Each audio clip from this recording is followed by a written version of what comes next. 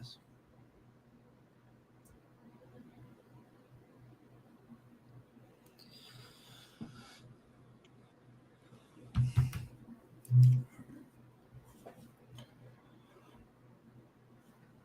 Welcome in everyone to this episode of the Bat Flip Podcast. My name is Damien, here with Matt. This week we're missing David. He's in San Francisco somewhere. But we are going to talk about some major injuries that we have cropped up over the past week or so and how they are going to potentially affect the playoff races as we're getting into it. We got a couple returns that are happening this week that could also impact those playoff runs there. And then we'll talk about a new potential rule that we got leaked this week that teams are having discussions with Major League Baseball about. And then at the end, we're going to kind of look at the awards races so far as we get ready for a month and a half left in the season, and just see where those things are kind of shaping up and who to look out for as we get into that. But Matt, how are you doing this week? I am doing fine. Just had a pretty good week. I'm excited. Football season's almost here, so that's cool. I've been watching the Braves a little bit. They've been better this week, but now they're injured more, so that's not fun. But um, just not a ton going on. Just hanging out, enjoying the last few weeks of summer here. Before, I mean, it's still super hot, but it'll cool off here soon, hopefully. So, how have you been this week, Damien? I mean, I've been all right. It was a little up and down week for the Dodgers themselves, so that was a little here or there. If you're a racing fan, it was a sad week with the passing of Scott Bloomquist Yeah, that was um, sad. from Friday. So that kind of shook a little bit. I woke up directly to that news Friday morning, which really sucked. Um, but overall, I'm excited. Playoff races are tightening up here. Fantasies football's getting into it, so I got to draft this upcoming weekend, and then we'll get to. I mean, college football starts this weekend technically, so Yeah. um, it's an exciting time going to the fall, and I cannot wait for the cooler weather because it's been miserable over here in California. So, but overall, can't complain too much. So, what you say we go ahead and dive right into this episode here? So we'll start off with the kind of rule that is being talked about. I think it was the Thursday, I want to say, is when the initial article kind of came out of what MLB and them have been talking about. And if you know Rob Manfred, he loves making up useless rules for some reason. But this one had to do particularly with starting pitching. We've seen a lot recently of there's the opener strategy. There's the pulling the guy before he gets through the lineup the third time because the numbers say so. Um, you just see this here and there. So the new rule that they're kind of looking at is that starting pitchers would have to go 6 innings, a mandatory 6 innings, unless one of three things were to happen. That pitcher were to throw 100 or more pitches, he would give up 4 or more runs, or he were to get injured, which is the most obvious one here. Um, so it would take out some of those weird ones where like the pitcher's throwing like 30 plus inning or pitches in an inning, which that doesn't happen often, but still does happen. But overall, after reading that type of article and what's in there, Matt, what do you think about? Is this a rule you would potentially be in favor of having, or just is it kind of a little pointless and useless in your mind? I I don't think it's totally useless. I am in the camp that starting pitchers pitching deeper into games is a good thing. I like to see pitchers throw 6, 7, 8 innings in games. I think that's a skill that has been diminished. A lot of times you go to the ballpark, you want to see the starting pitcher. You see the pitching matchups are hyped up days before the game, and then they get pulled after 5 innings, and it also causes this real choppy late game, situation where you're changing pitchers constantly. And this rule, the problem I have with this rule is that really needs to come organically. Um, because what's going to happen here is it's just going to cause more injuries because pitchers are going to not back their the thing that has to happen for pitchers to go 6, 7, 8 innings more often is either they have to be like extremely efficient and good, where they're throwing like 80 pitches or 70 pitches or something through 6 innings, or they're going to have to back off of the throwing. Um, they're going to have to back off of throwing, 100 miles an hour and having all this max effort stuff. And this isn't going to make them back off of throwing max effort and doing all that stuff. This is going to just force them to try to throw max effort through those last like 10, 15 pitches when they're already gassed and cause problems. So I think this year you've seen there's been a lot of phantom IL stints from pitchers, and a lot of teams have switched over the last year or two to do more 6-man rotations.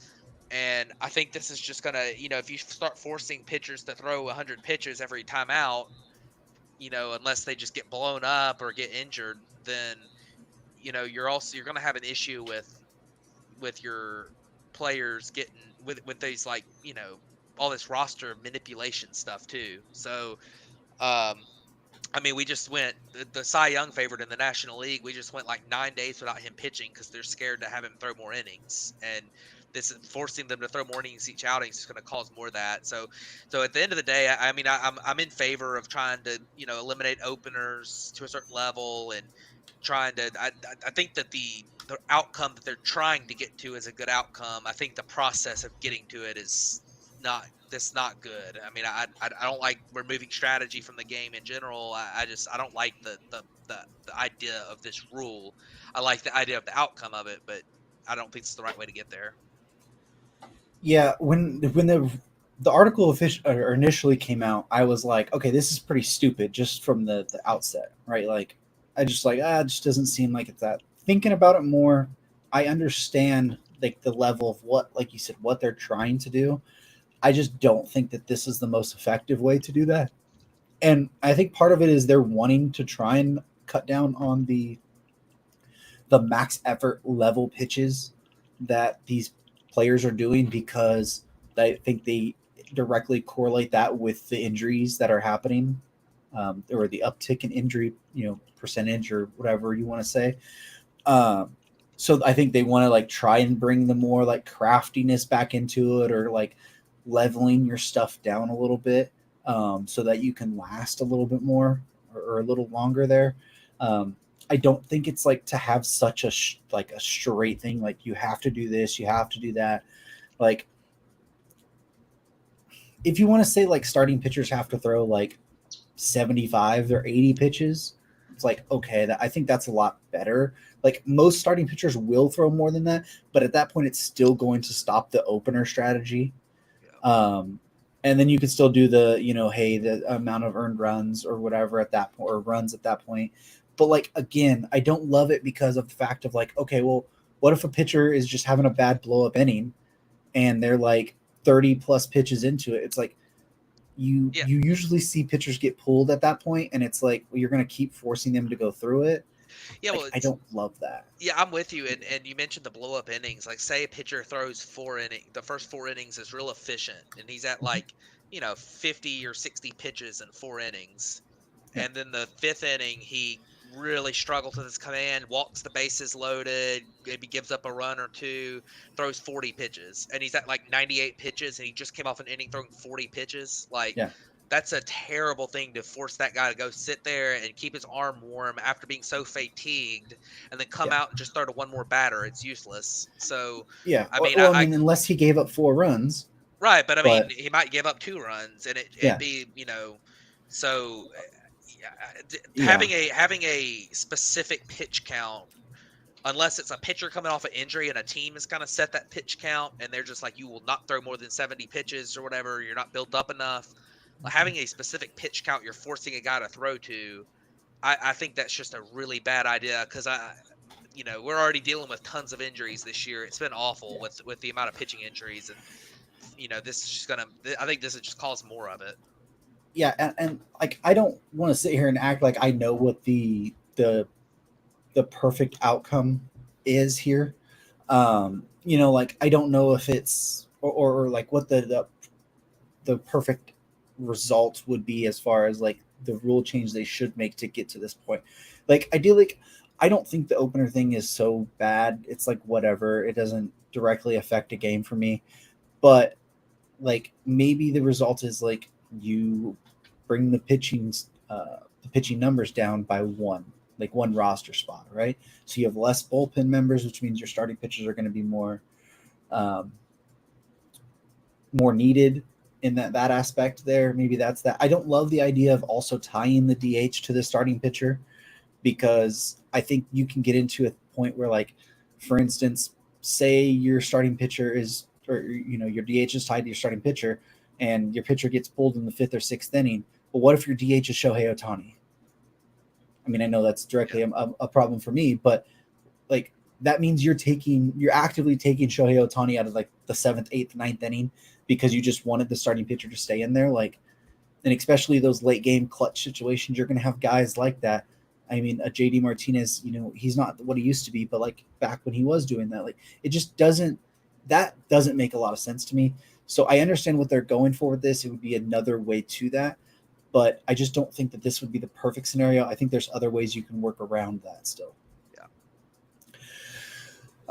So we're talking about the risk of injury here with the pitching staffs. Let's talk about some key injuries that have happened to teams that are, in the playoff races here, and that might directly affect some of those teams either making the playoffs or seeding that they're dealing with. And we'll start with the first one, which is Jazz Chisholm. He has a UCL injury, which they seem to say that it's not like Tommy John worthy. He was seen throwing the ball the other day. I guess yesterday at the Little League Classic stuff, and he should start swinging a bat again this week. But once again, it's a UCL injury to his throwing arm, which also happens to be his lead arm when he bats. That could potentially be something that lingers for a little while, especially if it is some sort of a tear or a strain in there. And Jazz has been electric since he went to the Yankees, but how big do you think this loss is for the Yankees, Matt? Well, I mean, it's a big deal if he's out for a while. We mentioned last week we did our breakdowns and of these playoff races, and one of the things that was a key for us was that that middle infield for the Yankees. They just brought in Jazz Chisholm. Anthony Volpe has had a hot start, was a bad couple of months, and he's been hot again. How that middle infield performs for the rest of the season is going to determine whether that team wins the AL East, which they're tied with the Orioles as of today, or and then of course going through the playoffs, how they perform in the playoffs, and Jazz Chisholm's a big part of that because you look at Gleyber Torres hasn't had a very good year, and there's not a lot of depth there, so. I think Jazz Chisholm is somebody who's desperately needed for the Yankees to make a big time push here at the end of the season. And of course, the Yankees are probably good enough to where they could weather the storm if he comes back pretty quick. But it's a big injury if he's out for if he misses time and it lingers into September and closer to the playoffs and then maybe in the playoffs. I mean, it's a big difference. I know everyone last year talked a lot about the wild card versus winning the division and how that layoff might affect things and that kind of stuff, but like you still would rather be the team that doesn't have to play a 3-game series for your season, and I'm sure that the Yankees don't want to be playing against the Twins or the Red Sox or somebody or the Royals, like with their big three pitchers. I mean, that they definitely are going to want to not have to do that. So it's a big injury, and hopefully he comes back pretty quick. He'd been killing it for them, and but kind of having that 10 days or so of being out is not great. When he had it rolling too, but we'll see what happens. Hopefully he's back soon. Yeah, you just don't ever feel confident in a UCL injury just bouncing Yeah, back. Um, especially pitchers, but in position players, it's a less common injury, but it still affects them a decent amount too. Especially with his move to third base, which is a brand new move, and he uses a lot of his arm strength to get the ball over there. Um, that is a potential worrisome issue. So we're just going to see about how he responds to swinging a bat. I guess the fielding and the throwing yesterday wasn't that much of an issue, but gripping a bat and swinging, there's a whole nother issue, especially the way that Jazz swings, which is come all out every single time. So hopefully he's able to bounce back. Like you said, he was lighting it up for the Yankees, and he was really fun to watch. And he's going to be a key member of that team. So let's jump over to your team, the Atlanta Braves, here, where we had a big injury happen yesterday, and that was Austin Riley got hit in the hand, and it came out today that he has a fracture in that hand, so he's going to miss about 6 to 8 weeks. So that will run him right up to the end of the season, if not into that first series of the playoffs. And then they also have a little bit minor of an injury with Jorge Soler has been dealing with some hamstring stuff, but it sounds like he should be back relatively soon. Is that right, Matt? Yeah, so well, we can start with Jorge Soler, who he pulled his hamstring a couple days ago, and the Braves did not put him on the IL, so he didn't play this weekend, but he did some work on the field yesterday. They're giving it. The Braves are off tonight, so tomorrow, the hope is that he'll be back in the lineup. So that hopefully isn't that big of a deal. Although with hamstring injuries, you never know. Yeah. The Braves also lost AJ Minter for the season with a hip injury, which is kind of unusual for a pitcher having a hip injury. Um, but yeah, the big one here is Austin Riley. He had a horrible start to the season, but he had really come on, kind of get back to his normal Austin Riley self over the last couple of months. His numbers on the season had rebounded to, being down from his last few years, but still getting close to that number. Austin Riley was having was really one of the like three guys in this lineup who was actually performing well. And I mean, losing him is just it feels like a dagger for the Braves this year. I mean, the amount of injuries they've had with him and Albies and Acuna, and Murphy missed 2 months, and Michael Harris just came back, but he missed 2 months, and Spencer Strider and Ronaldo Lopez has been on the IL, and Max Fried's been on the IL, and I mean, it has just been injury after injury for the Braves this year, and Austin Riley's one of those like four guys that you just absolutely cannot replace. There's nobody else to replace him on the roster. I mean, you're looking at Brian Anderson playing there, who hadn't played in the big leagues but a few games this year, or Whit Merrifield moving over there maybe when Ozzy Albies hopefully comes back in a couple weeks. But I mean, it's a big deal, and the Braves are only 2 games into the playoffs right now. They're only 2 games up on the Mets, who are also struggling. But there's a bunch of teams right around 500 that could jump up there. And I mean, the Braves offense struggling. They lose another one of their superstars. It could get really dicey for them making the playoffs, even though the FanGraph still has them at like 81% playoff odds. I think this injury has to drop that by a lot, because I mean, outside of Marcelo Zuna, I mean, Riley's really been the only guy really producing for the Braves lately. Yeah, I mean, we talked about what Riley was doing last week. I mean, we mentioned the type of bounce back season he was, or the bounce back he had since like July 1st. He had been right out of that 150 WRC plus level guy. He had been a key cog to what that team had meant, especially after losing Acuna and Albies and helping them stay in that race. It's going to be a massive, massive loss. And like I said, this pushes him right to the playoffs. So you could even potentially go into that first round playoff series and not have Austin Riley yet either, if they were to make it. So hopefully he's able to come back and for that time. And the Soler one, hopefully it doesn't sound like it's going to be too bad. If there's some hope that he could be back tomorrow, but like you said, hamstrings and obliques, those are like the two most fickle injuries in baseball. One we'll talk about here in a second. LA just had somebody with an oblique that was going to be a minimum stay, and it's been almost 3 months. So you just never know with those type of things. But let's stay in that NL / wild card race there, and we'll talk about the two teams that have probably the two hottest teams in baseball, really, and that's the Padres and the Diamondbacks. They both had some key injuries this week. Ketel Marte, I believe it was Monday or Tuesday last week, looked like he had his ankle sprained, got rolled up on at second base as somebody sliding in there. He had been battling that through the week. I think he played one game, got pulled early from it, and then he tried to pinch hit yesterday. And when he did a kind of full motion stop there in the batter's box on a check swing, crumbled to the ground, barely could walk back to the dugout, needed assistance. He went on the IL today with a sprained ankle.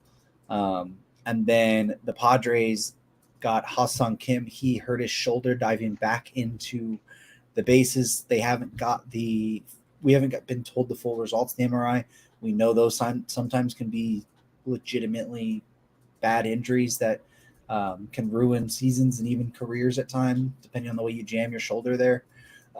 They said the initial reports looked like it was a little bit better than they expected, but they were going to send it off to a couple other people to get evaluated there. But still, two big losses there for the Padres and the Diamondbacks as they're in that wild card race and even trying to fight for that division now, but only 3.5 games back.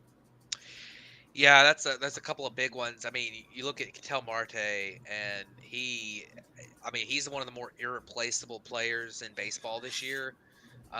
He should be in. He will get. He's not going to win MVP, but he's going to get MVP votes. He's top 10 in the majors in WAR. He's actually third in the National League in WAR behind Francisco Lindor and Shohei Ohtani, and he's not far behind being first. He's had a fantastic year. It's been his best year of his career. Um, so it really, really, really sucks to see him get injured here, especially in this part of the season that's so crucial for that team. I hopefully he comes back with a sprained ankle like that. I mean, I know he hadn't been put on the IL yet, right? So maybe he's Which one? able to. Marte. Yeah, he was put on the IL Oh, today. he was put on the. Okay, never mind. But either way, I mean, hopefully it's just a couple weeks because ankles can heal fairly quick, and it's not like he's got a broken wrist or something that he can't swing a bat. It's kind of going to be one of those things. Ankle sprains, or in maybe 10 days he'll be able to play again. But either way, big loss for them. They're only a couple games behind the Dodgers, and just they're right now looking good for the playoffs. They can't afford losses like that. And then the Padres, Ha-Sung Kim, that really sucks for him. He was having a good year as well. I don't think he's as irreplaceable as as Ketel Marte, because I mean, the Padres for one thing have like a billion shortstops on their roster. I mean, Xander Bogaerts is back right now. He can play shortstop. I mean, you can throw, and then you can move Jake Cronenworth over to second base. I mean, that works.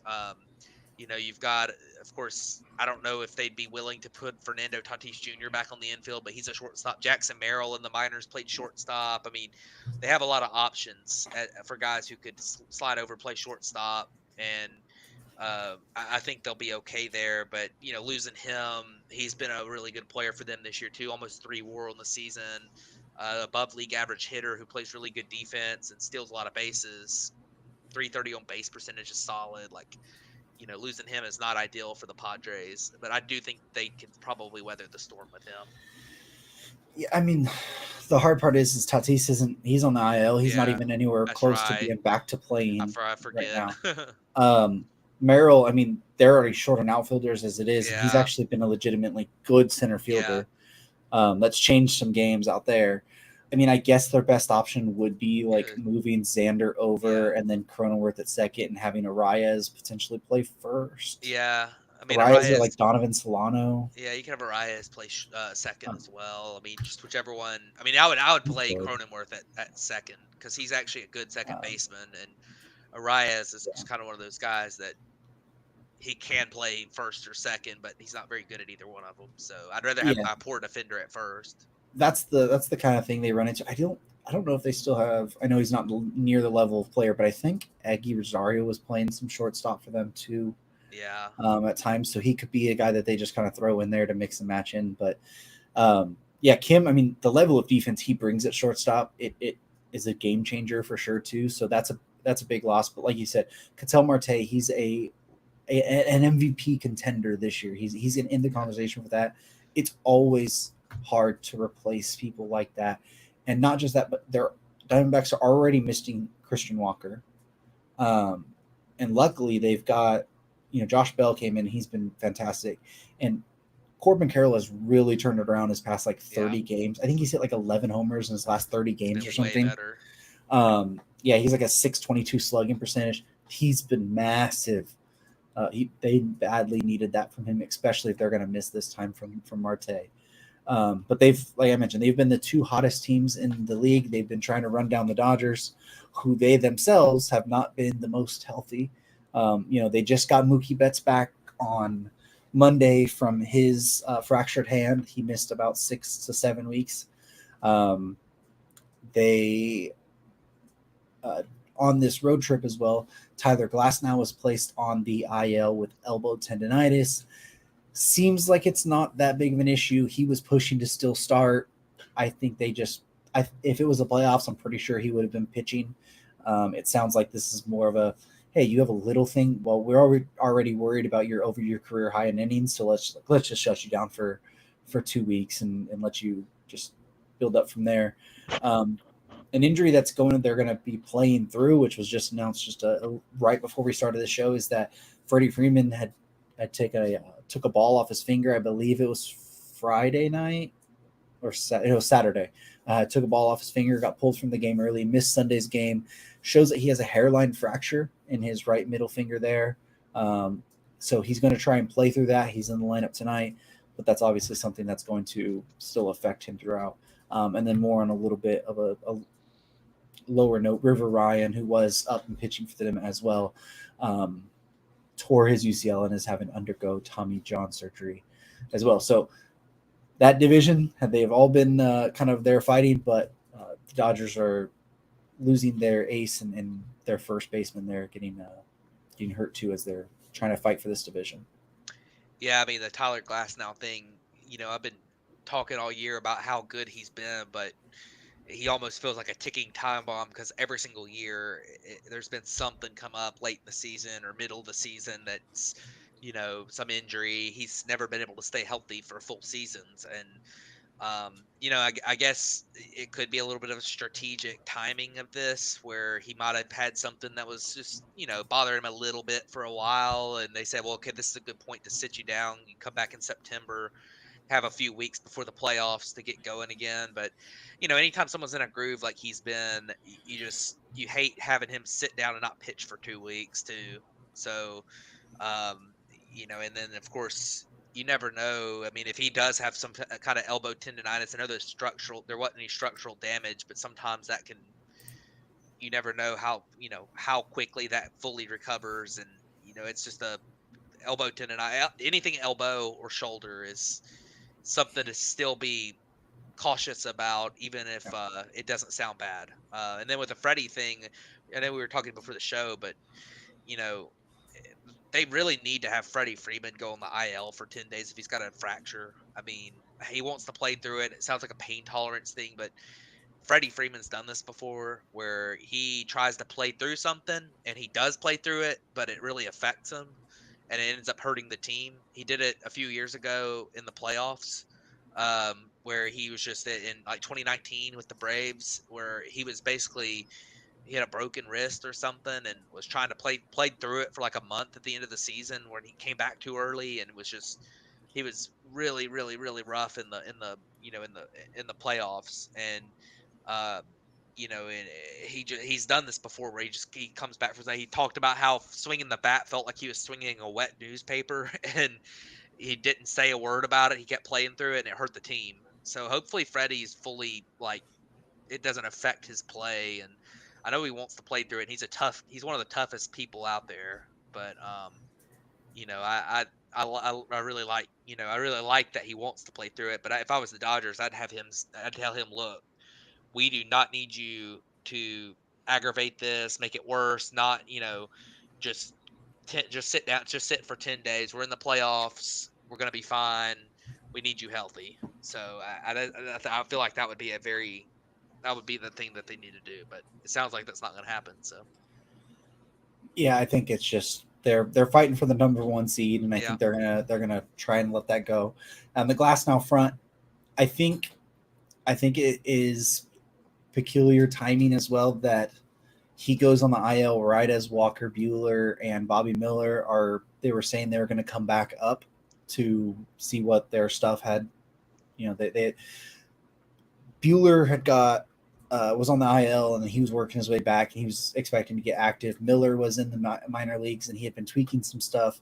But that OKC ballpark and division, it's not a great play. I mean, it's a launching pad to play there, so I think they wanted to see what his stuff would do in the major leagues again. I don't think it's. I think it was kind of a little bit like a both. Like, hey, we have both of these guys coming back, and you might have a little something that we could just take a little bit of a break on. I think that lines up a little bit. So will be something to keep an eye on, though, for sure. Okay, so let's jump over to talking about the Houston Astros now and their third baseman, Alex Bregman. I believe it was last Friday. He was not in the lineup, and they had him talk to the media. He said he had slept on his arm wrong, his elbow. He was going to be out through the weekend. It now sounds like he could probably be out until Thursday when they start their road trip with that elbow injury because it still has some inflammation in there. So don't know if that's really something that you just sleep on, that it takes a week for your arm to rebound. But it sounds like some issue that in his right elbow that could be a bigger issue. Yeah, it's weird. It's a weird one. I mean, and he's a guy that I don't think the Astros have enough room for error right now to afford to lose a player for any length of time. I mean, I know they've got a few games up over the Mariners right now, but the Astros don't really at this point have the wild card to just fall back on. I mean, they could still win the wild card if the Mariners got hot and passed them or something, but the Astros really need to have a good finish to this regular season to really hang on and make the playoffs again. And they really need Alex Bregman to not miss any games. So I mean, I think Alex Bregman is. I think he'll be okay. It's one of those things that it sounds like it's hard to tell exactly what's wrong, and it sounds like the MRI came back clean. So who knows? But you know, I don't know if it's something that he'll end up trying to play and it might affect him while he's playing, or if it's something where they're just giving him plenty of time. He probably could have been back over the weekend, but they just want to give it tons of time, make sure it's fully healthy before he gets back. Who knows? But Astros can't afford him to miss much time, so hopefully he's back sometime this week. Yeah, it'd be a massive, massive loss for you. And like you said, they're in that race for that division with the Mariners. So let's jump over to the American League Central now and talk about Byron Buxton. He went onto the IL with what was called right hip inflammation. He did receive a cortisone shot in that hip. It seems like that was just some inflammation from some scar tissue from an injury in 2022. Sounds like he should probably be able to be back right when his IL stint is up, or if not, just a couple days after that. Twins don't seem too worried about it, given what they think the issue is and that. But still, Byron Buxton. I mean, they're already missing Carlos Correa as well. They just lost Joe Ryan. They can't afford many other injuries right now, as they're trying to fight with the Guardians for that division. Yeah, this was they can't afford to lose Byron Buxton, and he's. It sounds like this isn't going to be that big of a deal. Sounds like he's going to be okay, um, but you know, he's a guy that's not really replaceable for that team, and he was absolutely on fire before going on the IL. So, the good news for the Twins is that they're still in that picture. They're still in that wild card. They're only a game or two back of the Guardians in the division. It feels like they're in pretty good position here to make the playoffs. And 10 days that Byron Buxton's on the IL with something minor is 10 days that Byron Buxton doesn't have a major injury. So, um, I mean, he's gonna get some rest and hopefully be able to play the entire last 20 games ish of the season, and then and then play in the postseason. I mean, that's what they need to get. They need to get Byron Buxton to the postseason, and it's looking right now like they might be able to if he comes back in however many days he has left on the IL. He was on the 10-day IL. It sounds like he's going to stay the minimum on there. So hopefully he gets back and he's able to manage it through the rest of the year and get to the playoffs. Yeah, he's when he's on, and he's been on this year, he's electric to watch. And like you said, he's been injury prone in his career, so this sounds like it's a minor one, but you know, hopefully it doesn't turn into anything more serious, because that hip has been an issue for him in the past few years or so. But Let's go ahead and stay in the Central divisions, but we'll just jump over to the National League now. And we'll talk about this is our last, kind of major injury to talk about, and that is Hunter Green. We talked last week. The Reds were going to need a lot of help to stay into that wild card race. He ended up going on the 15-day IL on Friday. He went an MRI on Saturday on his elbow. They still have not got back the results or announced what the results really are, which makes me think it's a pretty worrisome issue, Yeah. especially for somebody who throws as hard as Hunter Green does and consistently hard. That's a worrisome injury there, and it hurts the Reds' chances or any chances they did have of the wild card of losing their top of the rotation starter. Yeah, this doesn't sound good. Hunter Green with you know, just he is having such a good year. 2.83 ERA, the FIP in the low threes. He was looking so good this year. Um, but this is a guy, he has had Tommy John surgery before, and he's one of those types that you just worry about. Throws extremely hard, a lot of effort in it. You know, he's one of those types that you worry about. So hopefully it ends up not being Tommy John surgery. I mean, we don't know for sure, but anytime they get an MRI on Saturday and you're sitting here Monday and they're like, well, we're going to wait and release the results later, we're not sure yet. That's not a good sign.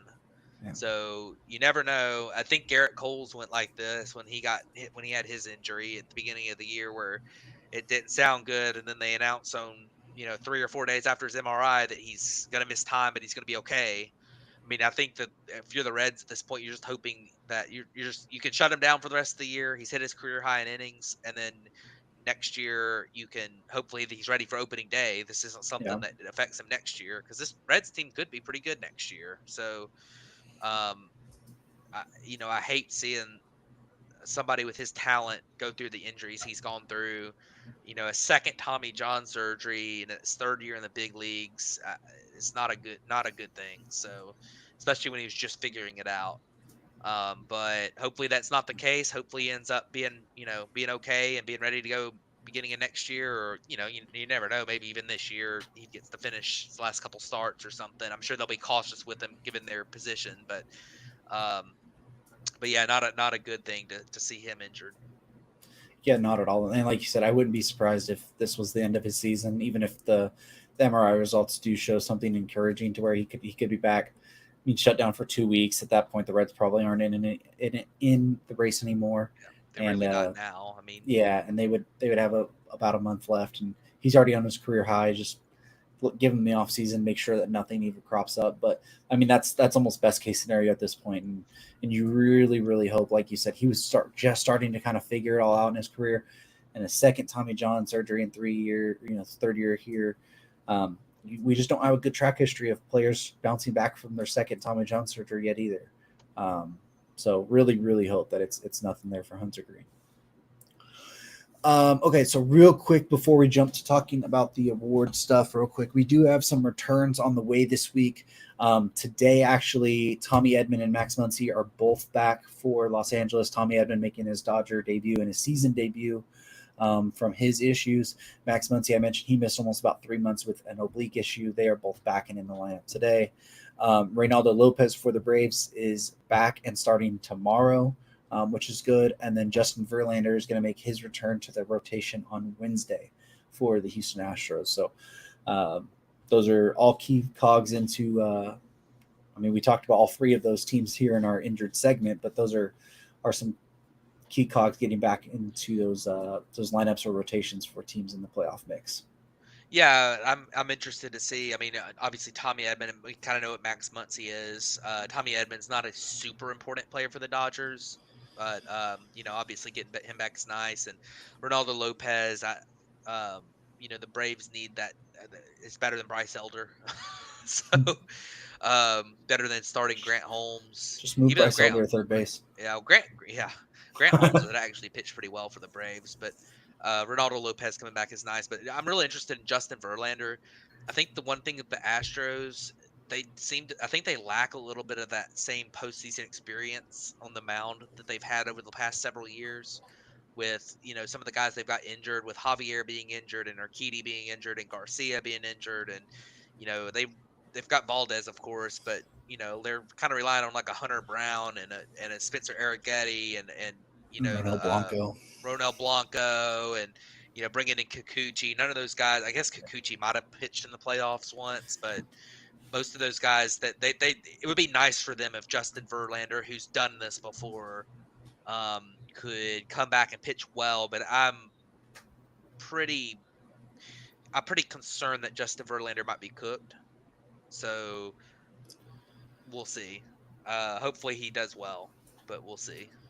Yeah, I mean, anytime guy was he 43 now? Yeah. Oh yeah, he's Um, 42 you maybe, just and yeah, you know, you just never know. I mean, yeah, when the fall off will happen. I mean, we'll just have to see with yeah, Verlander. exactly.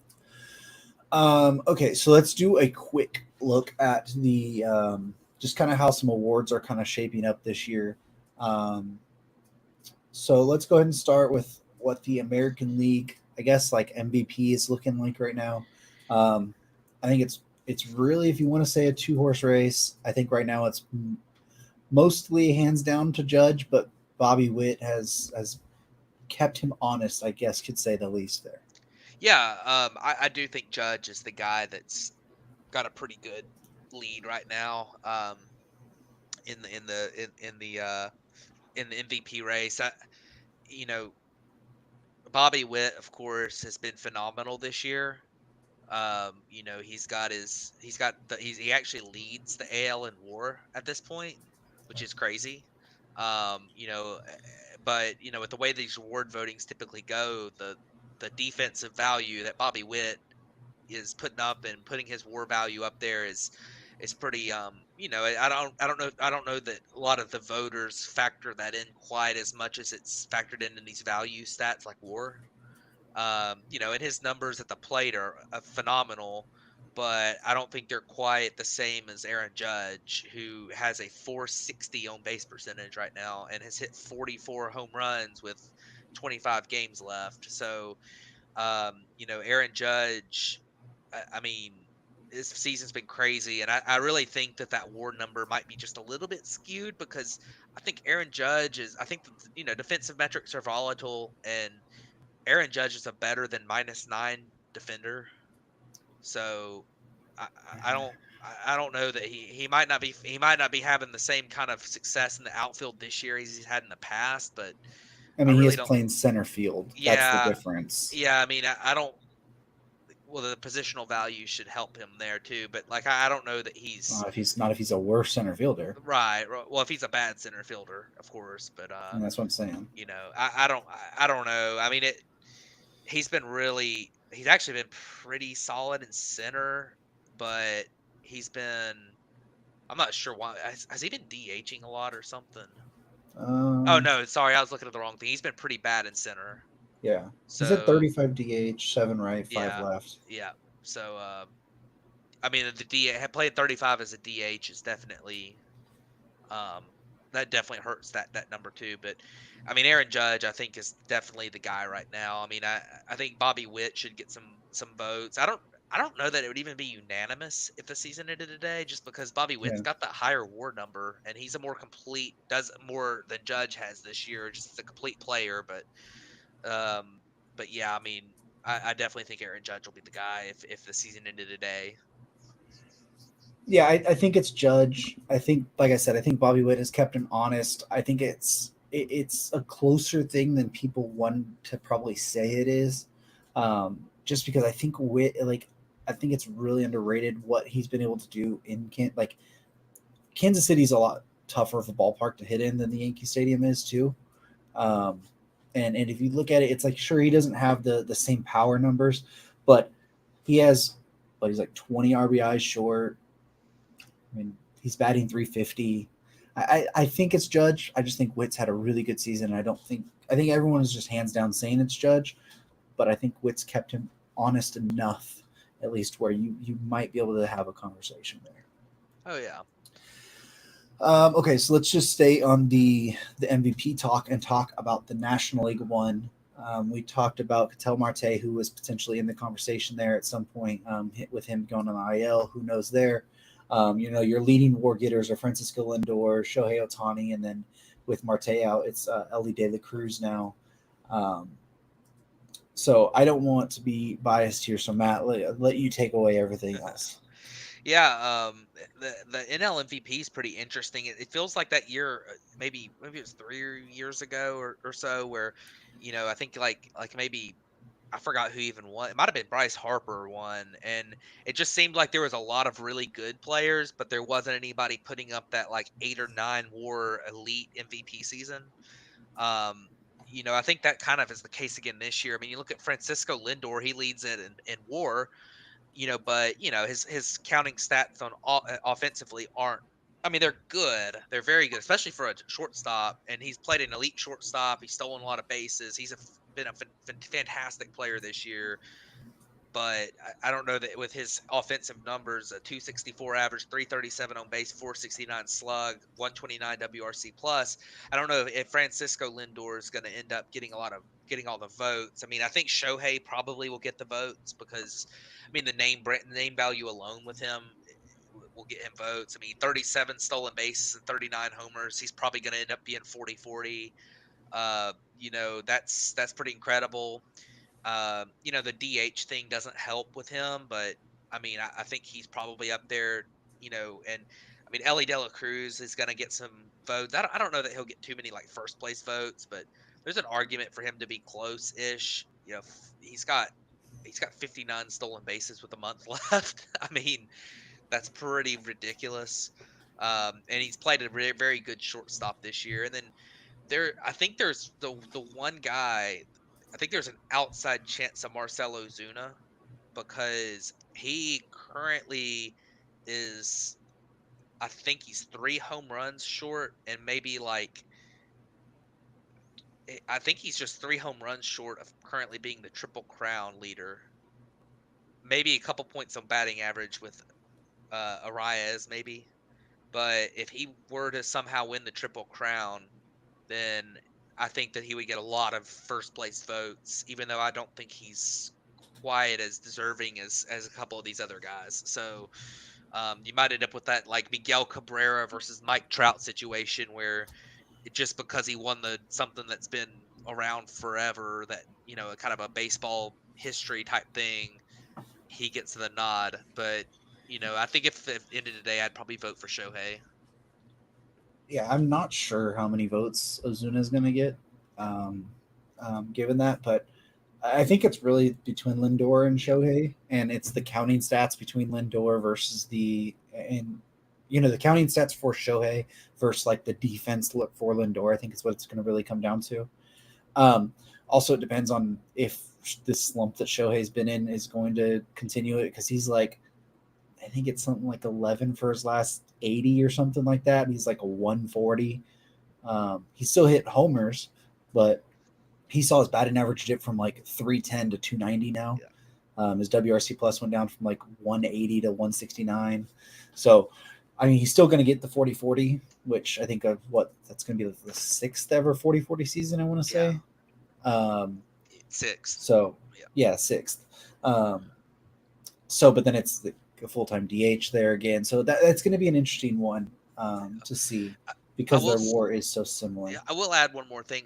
Tell Marte if he comes back in a few days, like if he's a 10-day IL, and just stays the minimum, he comes back. He had a hot last month. He's not far at all off of those other two guys. In fact, he would probably get some first place votes today. I think But he would, but I wonder if he's already played only 116 games yeah, and then plus missing the extra 10. Like I don't know if like yeah, they would use the missing like yeah. what I mean, he would almost end up at 20 he'd games. end up at 145, 150 games. I don't think he would be too. Yeah, just I But don't know but if they the, saved 20 Yeah, games less or yeah, whatever but I if mean, they would. there's a good chance he misses more than just the 10 days That is too. I true. mean, Yeah. who knows how long he'll be out? I mean, it might be a couple weeks. I don't think he's going to be out for the Yeah. year or anything, but No. I don't know if he'll come back immediately. And the funny thing is, we mentioned 4 guys there. The number 5 player in war in the National League is actually Matt Chapman, Yeah, which is thanks pretty to crazy. Like that's been a remarkable year for him. Considering the start he had and just the off season and everything. So good on Matt Chapman. I just realized that. yeah, he could thank us because he went absolutely Yes. nuclear as Yep. soon as David and That's I just like exactly talked right. bad about him. Yep.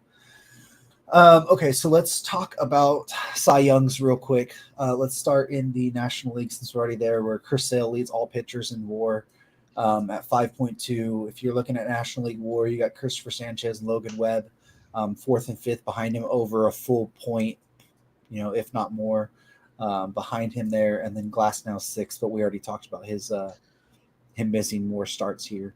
So it looks like it's going to be Chris Sale as we're sitting here right now.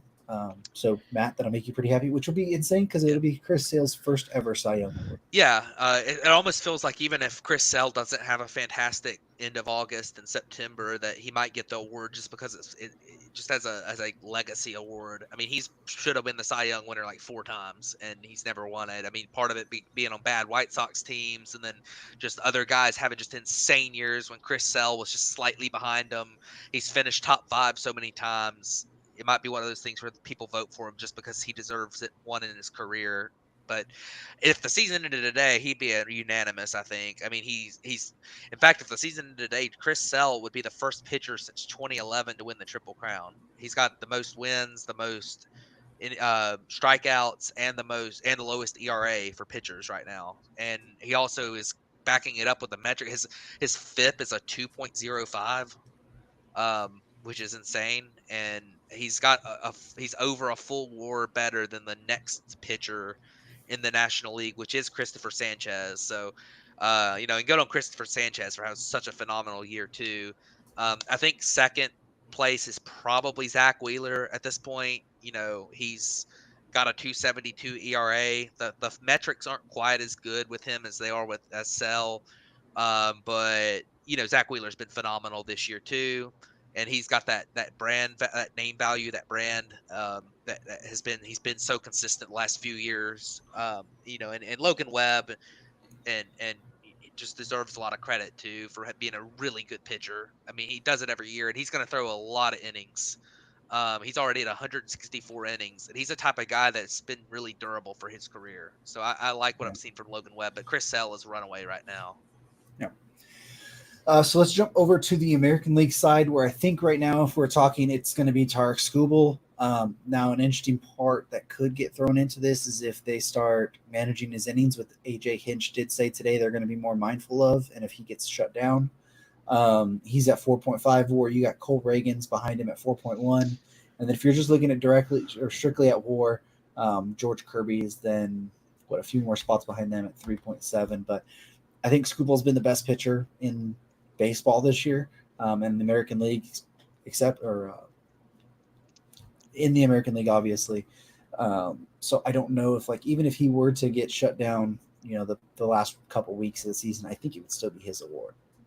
Yeah, I think so. I don't think he'll just get flat out shut down. I think it might be one of those things where they give him like 6 or 7 days between starts instead of 4 days between starts for the rest of the year.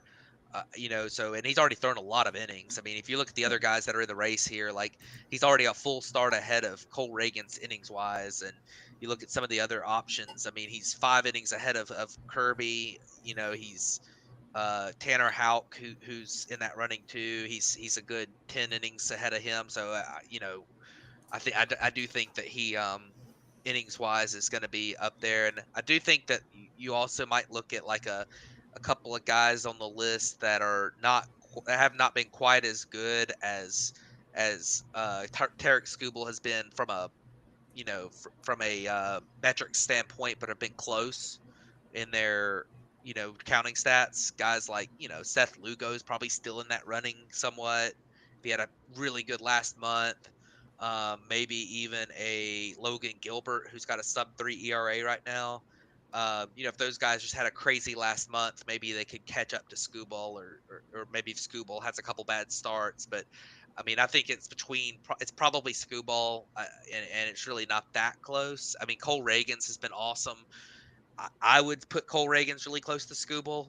but Cole Reagan's also the counting stats, the traditional stats don't like him as much as Tarek Skubal. So I think that'll be a big deal. He's got a 3.20 ERA, which is fantastic, but and his metrics are better than that. But Tarek Skubal's better in both traditional stats and the peripherals and the metrics and everything. I definitely think Tarek Skubal's the guy. Yeah, I think so too. Okay, let's real quick. We'll jump over to talking about Rookie of the Year. I think in the American League, it's probably down to what, like Colton Cowser, maybe Mason Miller, and Luis Heel. I would assume it's probably the Um, names. Or am I missing somebody? I think you might be missing somebody. Well, looking at pitching, Luis Heel, Mason Miller Yeah, are the top two there. yeah, Looking you're probably right. I mean, at you might throw Will Abreu in that mention too. Um, maybe he but just has less games than like yeah, he has Cowser less does. games. I mean, out of those guys, I really do think that it's tough between Luis Gill or Luis Hill and Mason Miller. I mean, I think you have to go with Mason Miller, honestly, in this race. Um, but Luis Gill has been a huge part of a Yankees team that has badly needed him, and that can't be you know, that it can't be just glossed over. I think. They dealt with those injuries early in the season, and Cole being out, and Luis Hill is somebody who stepped up. He's also a starter. He's thrown a lot of innings. He's got a 3.25 ERA. Mason Miller, of course, has just been absolutely unbelievable. Yeah. But I think it's really close in that race. But I, See, I'm yeah, I think the missed time for Mason Miller is going to be a big factor. probably. And I still think Hauser's going to be in that running too. I mean, 3 WAR. He's played a really good center field. He has 18 Yeah, homers, a 117 WRC plus. Like, I think he'll probably be in there. I think at the end of the day, I think it ends up going to Luis Heel. yeah, But I do think it's probably a closer race yeah. than I, people I'll say I'd assume. throw Austin Wells in that mix too. I know he's played fewer games, but he's a catcher, Yeah, so he's always that's going to play true. fewer games. He's been excellent defensively. He's got a 116 WRC plus. I don't know that people will vote for him because of the 85 games played, Well, that and I but just think the counting stats. I I don't mean, think they're near it. he's got better counting stats than. He's close with Colton Cowser. He's got a 3.43 on base to Colton Cowser's. He's only got 9 home runs. I get that, Yeah, but 9 homers, 20 less yeah, RBIs. the rate stats are It's, incredible for Wells compared um, to everyone else. But it's close. So yeah. So let's go to the real kind of real interesting race, I think, and that is the National League Rookie of the Year, because I think there's 3 to 4 guys that have a shot here, and that is Jackson Merrill, Jackson Churio, Paul Skeens, and then I think in the fourth, but still with should be in the conversation too, is Shota Imanaga. yeah, I think it's probably between Jackson Merrill and Paul Skeens. Yeah. I Although don't see I don't think Churio's not that far behind he- really he's Merrill. he's been good. You know, I just I don't know that he's been I don't know that he's been quite as good as Jackson Merrill. I think just Jackson Merrill's slugging percentage is like 50 points higher. Well, Um, Churio started super slow. He's been super hot yeah, he's been recently, which I hot. think is Now why he's jumping in. over the last month, he Yeah, could take over. I'm yeah, not I don't think it's over with him. yeah. But if I had to pick today, Jackson Merrill is out of position players is the top guy, but I just don't see with the amount of hype around him and I just don't see any way that Paul Skeens doesn't win it unless he just has a horrible September. That and they might shut him down at some point too, but the hype around him, he started the All-Star game. He came up a little bit later, but he still almost, got as much WAR as anybody in the position player side. Like I don't think it's going to be anybody but Paul Skeens if he stays healthy the rest of the year. Yeah, I think really it's between Merrill and Skeens. I think Yeah. Churio has an outside shot if he gets hot here. Yeah. There was a report today from the Athletic. They're not going to shut Skeens down. They might be more mindful of it, though. Kind of what we're talking about, school might give him an extra day or two here or there, or just like do kind of the White Sox are doing with Crochet and like limit him to 4 or 5 innings. But he's just been so dominant, I think, that he it's going to be hard to pass that up there. But Merrill, he's been so clutch recently too. Like he's hit some big time homers. He's had some big time catches to help that Padres team on this incredible hot streak they've been on to pull within a couple games of the Dodgers as well. Like if he keeps that up, I could see them making the argument for him at that point. But like you said, there's so much attention. There's so much hype around Skeens. I mean, he started the All-Star game after starting 10 games or something. Like it just seems like this is his award. And I don't know. I haven't got confirmation for this. Is he still eligible for the pick compensation thing, or did he come up too late? Because I want to say he came up too late. Yeah. I'm pretty sure you have to be on the team opening day. You don't have to be on opening day. Or you have to have a full season of service time. Yeah, that's what I'm saying. So I don't think he's going to be eligible. Too late for that, yeah. Yeah, so that's going to be a weird thing too, because you're going to have somebody who is a top 5 prospect, but he's not going to even win Rookie of the Year. But he's not going to gain. Well, the whole thing was if you want to, you gain the full year of service time. Right. But even if he wins, he'll gain the full year of service time. I think, right? But I don't think the Pirates are going to be eligible for the draft pick. Right, I agree. I think that's part of the rule. Yep. I don't know full confirmation on that or not, but it's just speculatory. But yeah, I think it's probably going to end up being Skeens, but Merrill and Churriel, I think if they get hot here, have an argument. But that's everything we have to talk about this week. So looking forward to next week, we are going to have a special guest on at some point. It will probably not be a live show. So if you're looking for our live show, it will probably be a little bit shorter next week, probably in the 25 to 30 minute range ish. And it'll probably be a little bit later than normal start time if you do tune in live. But the conversation that we have with that guest will also be uploaded a little bit later onto podcast and to YouTube platforms. So you will still be able to get that. And we will talk at that point, but I do think we still do plan on doing a live show next week. Is that right, Matt? I think that's the plan. We'll talk about it this week and make the final plan, but I think that sounds like the right, the best thing to do. So yeah, so it'll be a little bit later. There still will be a live show, but this will be in our show. It's going to be the biggest guest we've ever had on. You guys are for sure going to want to tune in for that. So if you catch a little bit of this show, make sure to tune in for that episode and that guest next week, because it's our biggest guest, and I think it's going to be pretty what's the word I'm looking for? Informational? That's not a word, but it's not a word. Informative. There it is. There you go. It's going to be really informative as a baseball fan to some of the workings of baseball and that into a deeper level than any of us are really able to go on to. So for sure, that's going to be a big thing. But before we head out here, Matt, anything you want to wrap up on real quick? I don't think so. I think everything, we kind of went over it for this week. This is that time of year where there's a lot going on. It's an important part of the year, but we're post all the, big moves at the deadline and everything. And we're really crunch time playoff races. So, it's kind of that last little dog days of summer lull period maybe, but things are really going to pick up here in a couple weeks, and it's going to happen fast. So it should be a good last month or two here.